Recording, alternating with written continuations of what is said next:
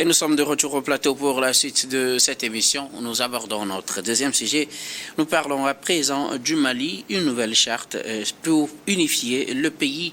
Les autorités maliennes adoptent une nouvelle charte qui est censée remplacer d'une certaine manière disons l'accord de 2015, puisque cette charte prévoit des mécanismes d'unification du Mali pour en faire un État, comme d'habitude, un État unique et souverain. Le Mali qui aborde une nouvelle phase donc dans la gestion de cette transition. La volonté désormais, c'est de rassembler autour du même objectif tous les Maliens, d'où qu'ils soient. Nous en parlons avec nos invités. Je commence par vous, Samir Ourosama. Après la dénonciation de l'accord de 2015, l'accord d'Alger, les autorités maliennes prévoient désormais une nouvelle charte pour unifier le pays. Première observation, Dr Guillaume, on se rend compte que cette charte-là, ce projet donc, de charte d'unification donc, du Mali pour la paix et la réconciliation, qui a été remis officiellement par le président de la commission de rédaction au président Assimi Goïta, visiblement enterre définitivement l'accord pour la paix et la réconciliation, donc issu du processus d'Alger signé en 2015 entre les groupes armés et puis le gouvernement de Bamako. Deuxième observation, on se rend compte que dans le processus de rédaction donc, de ce projet donc, de charte, parce que vous vous rappelez bien que les autorités maliennes avaient dénoncé donc l'accord d'Alger signé en 2015 véritablement, et en janvier 2024 ils ont mis fin donc à cet accord-là qui en principe était censé mettre fin au conflit entre l'armée malienne et les groupes armés, notamment au nord donc du Mali, donc les groupes rebelles séparatistes donc de cette partie donc de la République malienne. Et on sait que c'est à la suite donc de la dénonciation et de la résiliation, si on peut le dire ainsi, parce qu'ils ont mis fin à cet accord-là, que Assimi Goïta a initié un dialogue intermalien pour parvenir à ce qu'on peut appeler à une paix souveraine et engager le dialogue avec les mouvements armés, restaurer à l'époque s'ils avaient appelé une journée nationale de pardon. Donc une journée nationale donc, du pardon. Sauf que dans à ce dialogue-là, intermalien, il y a plusieurs résolutions qui ont été adoptées par les participants. D'abord, il faut souligner que les groupes séparatistes rebelles n'ont pas participé à ces concertations nationales. Mais à ce dialogue-là, il y a eu des résolutions qui ont été adoptées par les participants, notamment la rédaction d'une charte d'unification donc, du Mali, d'une charte pour la réconciliation, pour la paix, pour la sécurité, qui englobe un certain nombre de secteurs, le secteur économique, le secteur politique, le secteur social, le secteur culturel, et tous ces éléments-là, mais pour les Maliens, par les Maliens véritablement. Deuxième observation, on se rend compte que malgré la volonté des membres de cette commission de rédaction, notamment les consultations qui ont été menées au plan national, mais également au niveau de la diaspora malienne, mais le nœud même du problème, c'est les groupes rebelles, c'est les groupes séparatistes au nord donc, du Mali. Ces groupes-là, comme je l'ai dit, n'ont ni participé aux concertations nationales qui ont abouti donc à ces résolutions, dont l'une est de rédiger une charte, mais n'ont ni participé au projet de la charte pour la paix et la réconciliation.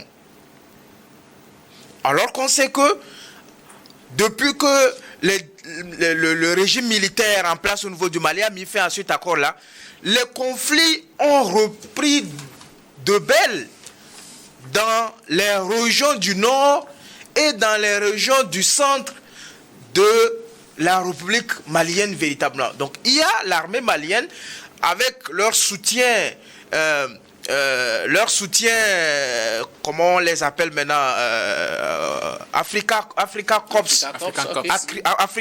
avec leur soutien russe Africa Corps, qui essaie donc de défendre le territoire malien parce qu'il y a des groupes rebelles séparatistes qui ont repris les armes. Donc il y a des combats au niveau donc de la République malienne véritablement. Donc ça c'est le deuxième élément véritablement. Le troisième élément, c'est que les autorités maliennes ont compris qu'en fait, au-delà du combat, parce que le combat ou la guerre qu'ils sont en train de mener au groupe rebelle séparatiste, ça épuise les ressources maliennes. Ça pèse véritablement sur le budget. Donc ils ont compris qu'ils ne peuvent pas éternellement mener un combat contre ces personnes-là.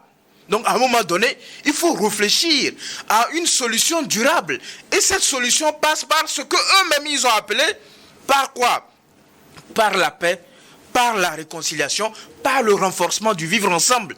Sauf que, même s'ils sont animés d'une bonne volonté, la démarche d'abord, qui est censée être au départ inclusive, à la fin, semble être une démarche unitaire, une démarche d'un seul responsable donc du pays actuel, parce qu'ils ont dissous les partis politiques. Non seulement ils ont dissous les partis politiques, ils n'admettent pas de voix contestatrices. Ils n'admettent pas donc des opinions divergentes à ce qu'ils prônent véritablement, leur idéologie donc de la gouvernance au Mali. La preuve, il y a aujourd'hui des leaders d'opinion qui se retrouvent derrière les barreaux, qui se retrouvent en prison. Il y a des acteurs politiques qui sont poussés à l'exil, d'autres sont dans des prisons, d'autres sont persécutés. Et d'ailleurs même, l'exemple palpable est la dernière affaire pendante au niveau donc de la justice.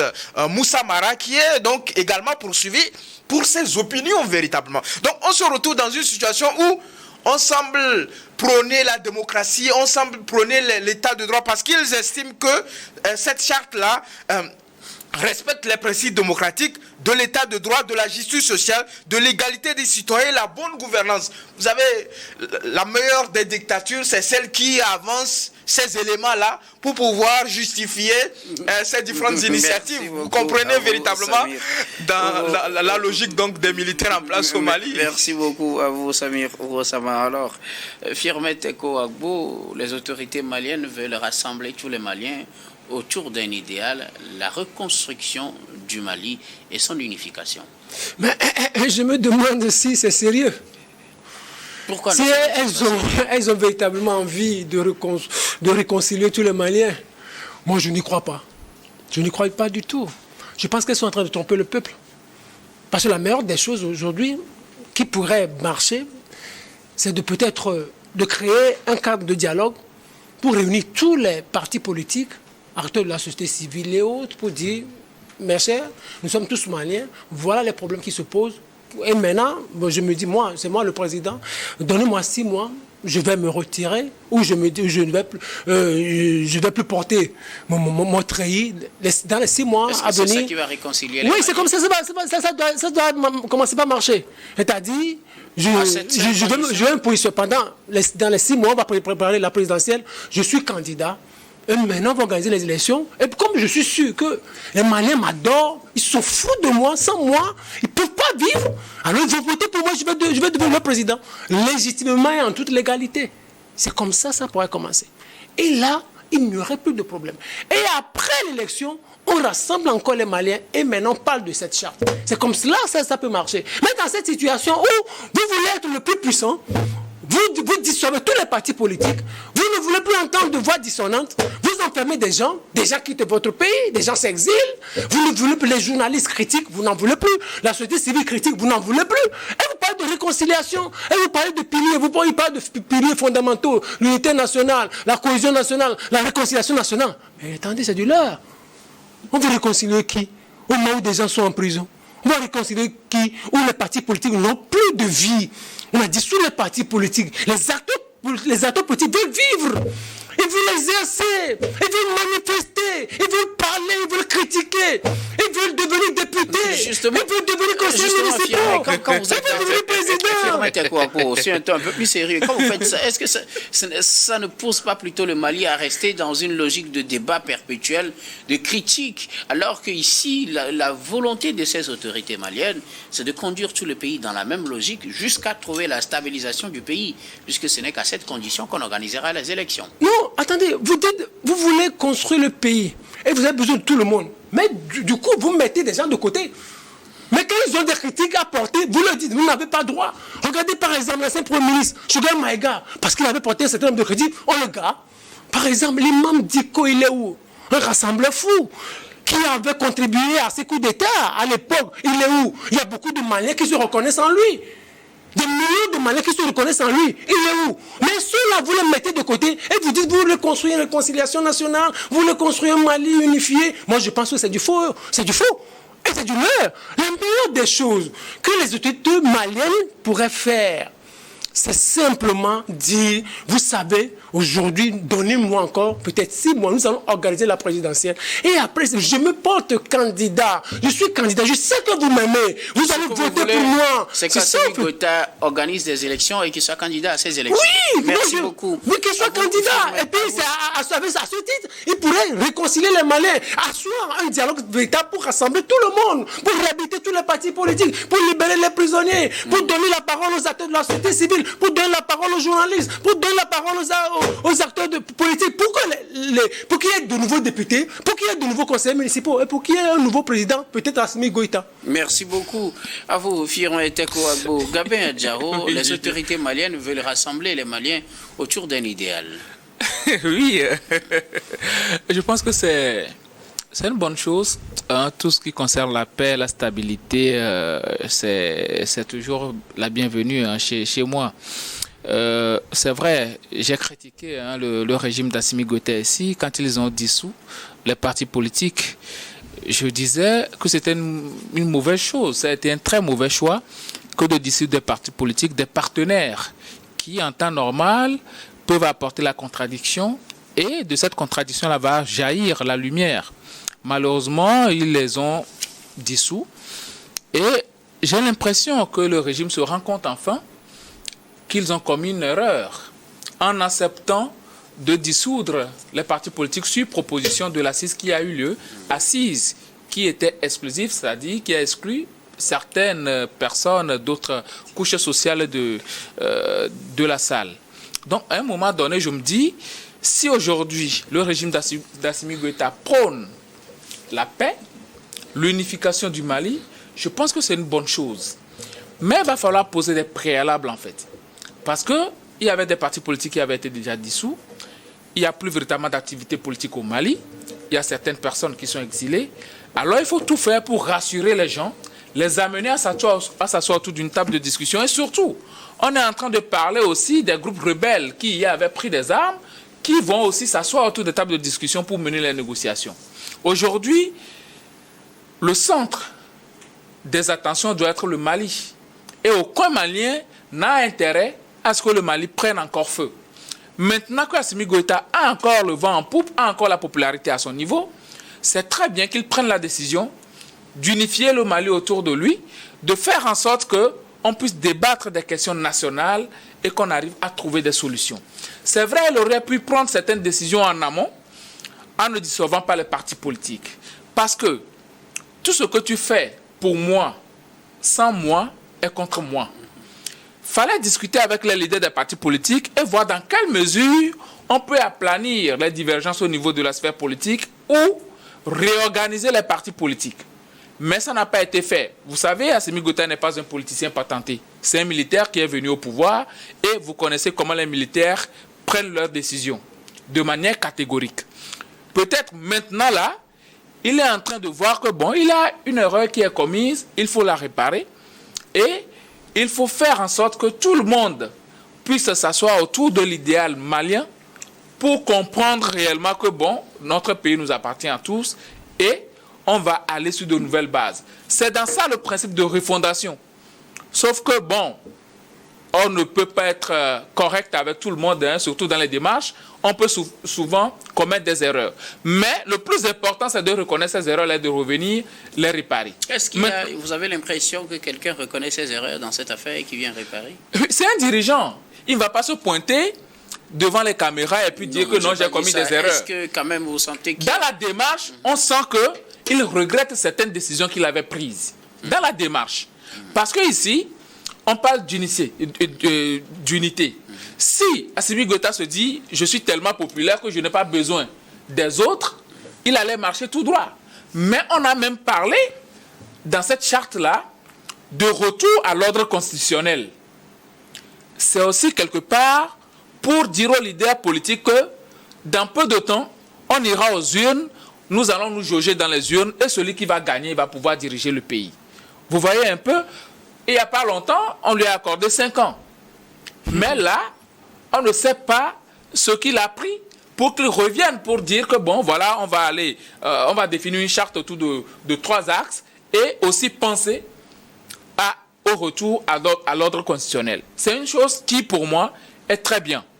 C'est très bien, les Maliens vont pouvoir discuter, mais ce qu'il va falloir faire, c'est de ne pas exclure les gens. C'est pourquoi on a mis les dignitaires religieux, tout le monde dedans, pour pouvoir rassurer tous les bords maliens à pouvoir s'asseoir autour de la table de discussion. Mais il ne faut pas oser exclure les gens, parce que c'est l'exclusion qui crée des frustrations, les frustrés qui ensuite vont prendre des armes pour se défendre. Donc il faut accepter les voix critiques, les voix dissonantes, et aller dans le sens de l'apaisement, faire en sorte que bon, les Maliens se disent c'est le Mali qui est le centre de notre attention, discutons des problèmes maliens et essayons de trouver quand même une solution. Donc une note positive pour vous. Pour moi, c'est une note très positive. Adjaro, on veut réconcilier les Maliens. Samir, vous voulez ajouter quelque chose rapidement? Écoutez, docteur Guillaume, j'ai comme l'impression que ce concept de souveraineté, cette notion de souveraineté aveugle un certain nombre de nos dirigeants, notamment les dirigeants maliens. Comment on peut vouloir reconnaître de la nécessité de résoudre les crises et les conflits en privilégiant les modes alternatifs et les mécanismes endogènes de prévention, de gestion et de règlement des conflits? Comment peut-on avoir une vision d'une nation souveraine, réconciliée, tolérante et en paix dans un État refondé, reposant sur une gouvernance démocratique, juste et équitable, et poser des actes qui sont contraires à ces idéaux-là? J'ai comme l'impression que lorsque vous vous retrouvez dans une situation de difficulté, les éléments qui peuvent vous permettre de raffermir votre position ou votre gouvernance, ce sont des éléments qu'on a vite fait d'aller chercher dans le concept de démocratie, de l'état de droit, parce que c'est des choses qui font vendre véritablement. La seule chose qu'il reproche à l'accord d'Alger, vous avez vu l'actuel premier ministre malien, il dit qu'en fait, c'est un accord qui a été dicté par des médiations internationales. Donc aujourd'hui, ils estiment qu'ils ont reconquis leur souveraineté et que cette charte-là repose sur des valeurs endogènes, alors qu'en fait, à l'interne, au-delà de ce qu'ils ont prôné comme inclusion, on se rend compte que des acteurs majeurs de la classe politique au niveau donc du Mali, notamment les acteurs politiques, un certain nombre d'acteurs de la société civile, un certain nombre de citoyens qui ne sont pas d'accord avec ce qui se fait, ont été laissés de côté. Les groupes rebelles séparatistes qui sont à la base des problèmes sécuritaires au niveau du nord et du centre, donc du Mali, sont également laissés de côté. Comment vous voulez, dans cette situation-là, refonder votre pays? Comment vous voulez, dans cette situation-là, arriver à une réconciliation? Comment voulez-vous qu'il y ait une gouvernance juste et équitable? Je pense que c'est du leurre véritablement, et qu'en fait, ils sont en train de temporiser les voix dissonantes, comme Firmin Toko l'a dit, pour gagner un peu de temps et s'éterniser véritablement au pouvoir. Une minute. Oui, une minute. Moi, je voudrais juste ajouter quelque chose. Il faut le reconnaître. Actuellement, après 5 ans de gouvernance, le Mali est bloqué. Le Mali est bloqué sur le plan économique. Le Mali est bloqué en termes de lutte contre le terrorisme. Parce que pendant 5 ans, ils n'ont pas pu réussir à lutter véritablement contre le terrorisme. Ils n'ont pas réussi. C'est un échec.